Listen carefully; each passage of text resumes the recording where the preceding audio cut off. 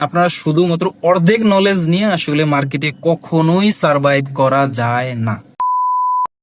ওকে, এই ক্যান্ডেলটা হচ্ছে আমি জাস্ট এই ক্যান্ডেলটা প্রেডিক্ট করলাম। এই ক্যান্ডেলটা সে যতই কাহিনী করুক না কেন এইখানে হচ্ছে বাইং ক্যান্ডেল হবে। ঠিক আছে, এই যে ক্যান্ডেলটা, আমি এই ক্যান্ডেলটা আসলে ট্রেড প্লেসটা করতে পারি নাই, কারণ আপনারা দেখবেন যে ভিডিওটা শুরু হয়েছে 21 সেকেন্ড থেকে, ক্যান্ডেলে যখন টাইম ছিল। এর আগে আমি আসলে এটা মিস করে ফেলছি। কেন?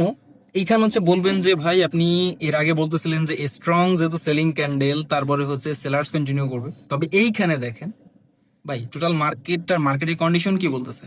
মার্কেটটা হচ্ছে কি স্টক মার্কেট। স্টক মার্কেটে কে কে কি করে? বায়ার সেলার খেলা করে, তাই না? তো এইখানে যতই সে দেখাক যে স্ট্রং, তবে সে আসলে ভিতর থেকে স্ট্রং না। বুঝতে পারছেন? ওকে, তো এইটাই হচ্ছে নলেজ। আপনারা শুধুমাত্র অর্ধেক নলেজ নিয়ে আসলে মার্কেটে কখনোই সার্ভাইভ করা যায় না। পিওর নলেজ নেন অ্যান্ড মার্কেট থেকে প্রফিট বের করেন।